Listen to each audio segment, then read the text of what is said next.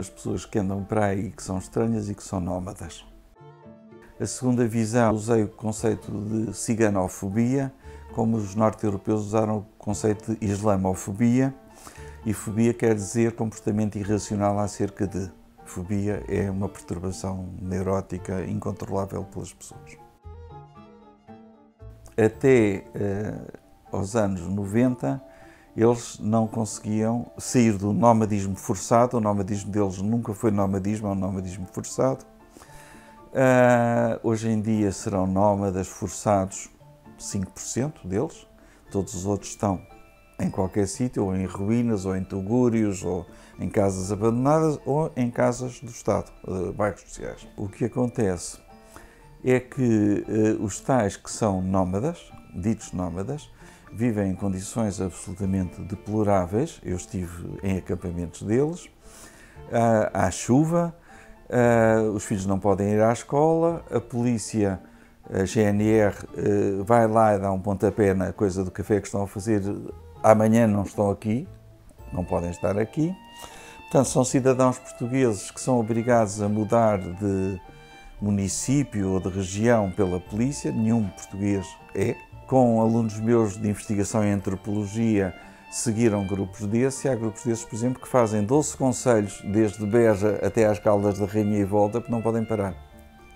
Andam assim. 2 em 2 dias, 3 em 3 dias mudam de concelho, porque não podem parar.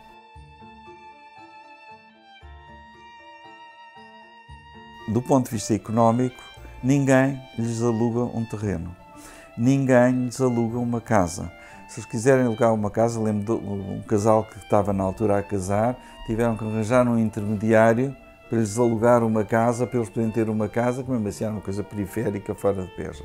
Eles viviam, por exemplo, em Beja, num bairro dentro de Beja, a Câmara Municipal de Beja criou um gueto fora de Beja a 3 km e com um muro fechando o caminho para Beja. Portanto, fez um gueto.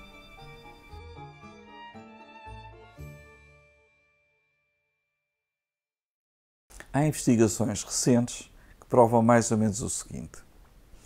Primeiro, que eles saíram da Índia, possivelmente do lado oeste da Índia, o Sindh, coisas que hoje são o Paquistão, digamos assim, para localizar.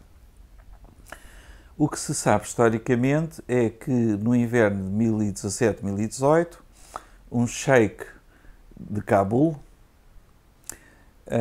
um sheik muçulmano, invadiu por 17 vezes com tropas dele o Vale do Indo, lá em cima. Há o Indo e depois há o Ganges para o lado de Calcutá, para o lado de lá. E que entre as suas arremetidas, chamava-se razias, e no fundo o que se pretendia era roubar bens, tesouros. Nas suas razias tomou uma cidade sagrada, ok? E trouxe mais de 50 mil pessoas dessa cidade, que no fundo destruiu. Okay? E essas mais de 50 mil pessoas foram trazidas para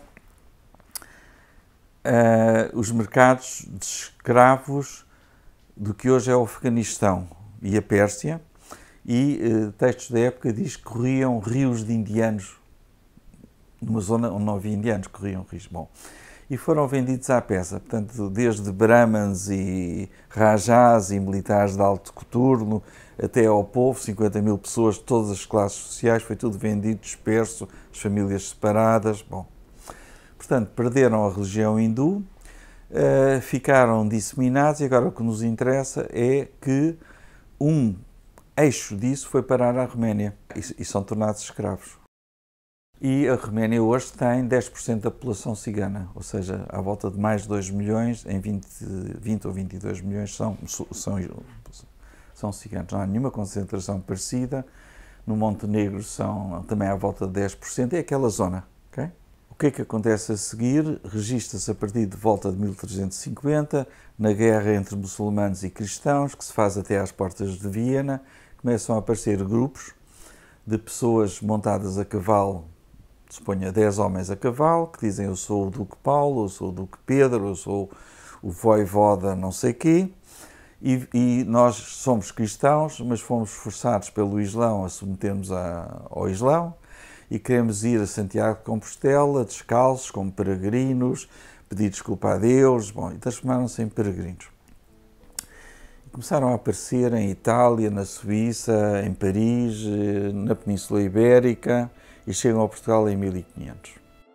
Por exemplo, no norte da Europa, eles começam a ser alvo de caça como os lobos ou os ursos. Os que estão na Floresta Negra, os caçadores vão e matam-nos à peça e trazem o cigano para receber os dobrões ou mortes como animais. Okay? Daí que hoje, no norte da Europa, há muito menos percentagem de ciganos que no sul da Europa, onde isso não aconteceu. Chegam a Portugal, os primeiros relatos da chegada a Portugal, à volta de 1512. Por 2 vezes, é decretada a pena de morte contra eles.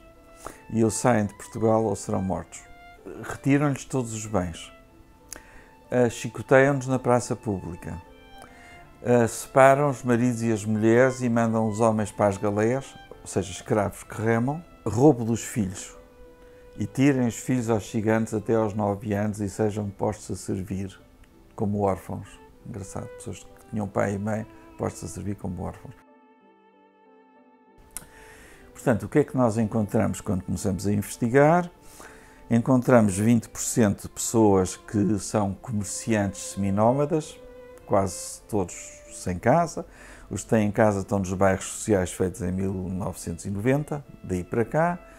Praticamente ninguém estudou, começam a ir à escola, se fazem a primária 5.000 a 6.000, há estudos sobre isso, eu tenho os dados, acabam na 4ª classe, também ninguém quer que eles vão mais longe, de tal maneira que 90% ficam com a 3ª ou 4ª classe, 10% passam para o 5º e 6º ano, 1% passa para o ciclo até ao 9º ano e praticamente 1 ou 2 pessoas ainda fazem o 7º ano e ninguém vai para a universidade. Não conheço casos, os casos de ciganos que eu conheço da universidade são filhos de famílias mistas.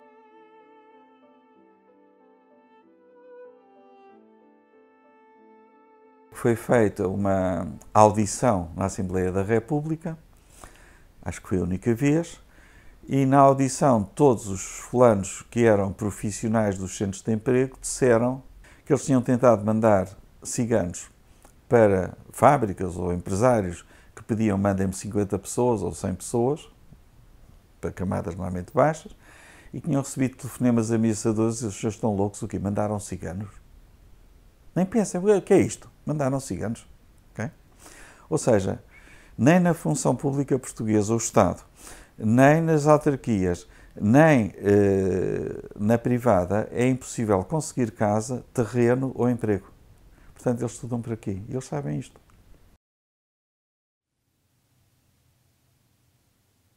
E, portanto, estamos numa situação em que eles são à volta de 50 a 100 mil, nunca ninguém investigou isto. Eu fui a única pessoa com os meus alunos de antropologia que ganhou um concurso, inesperadamente, um concurso para investigar os ciganos de Sintra, um único município, o 4º do país, quis estudar os ciganos. Nós estudámos casa a casa, eram supostos ser 100, eram 600, mais de 600. Em Sintra, nós cobrimos 602 pessoas, mais de 150 famílias, casa a casa, sentados na sala a conversar, com 2 alunos. Nunca ninguém fez isto em Portugal. E, portanto, tenho todos os dados no relatório sobre os sintrenses ciganos. E também estudámos 72 técnicos da polícia, de assistentes sociais, do município, da cultura, professores, também com entrevistas de 72 técnicos, e temos todos os dados trabalhados. E a questão é que aparecem 2 perfis. Digamos, por exemplo, que no caso dos técnicos aparece um perfil que corresponde a 80 ou mais da população, que são ladrões, assassinos, horríveis, deviam ser expulsos. E aparece um perfil aí de 15 a 20%, não, são boas pessoas, sou professora, não tenho nenhuma razão de queixa, são os melhores alunos, são dedicados, são simpáticos, as famílias deles são cordiais, não há queixa nenhuma. Portanto, aparecem 2 perfis. O primeiro é o do racismo ou da ciganofobia, que é absolutamente dominante em todo o país. Nos municípios do interior é impossível a uma Câmara Municipal fazer casas sociais para ciganos, porque a população não deixa. Há um caso, o Coço era comunista, por ser comunista, lá o presidente do município, aqui há 20 anos, resolveu fazer casas para os ciganos, havia muitos ciganos no Coço, e o Coço deixou de ser comunista. Perderam o município. A população entre o comunismo e a ciganofobia prefere a ciganofobia. Em Portugal, os ciganos não têm futuro. Qual é o futuro dos presos ciganos em Portugal? Assim não é nenhum. Podem pôr milhares de miúdos e forçar os pais e castigar os pais e prender os que casam e prender os que fazem comércio de roupas fake, falcatruadas. Podem fazer o que quiserem, eles não têm futuro em Portugal e cada vez têm menos. Ninguém diz isto. É o silêncio conivente. Estamos numa situação de silêncio conivente.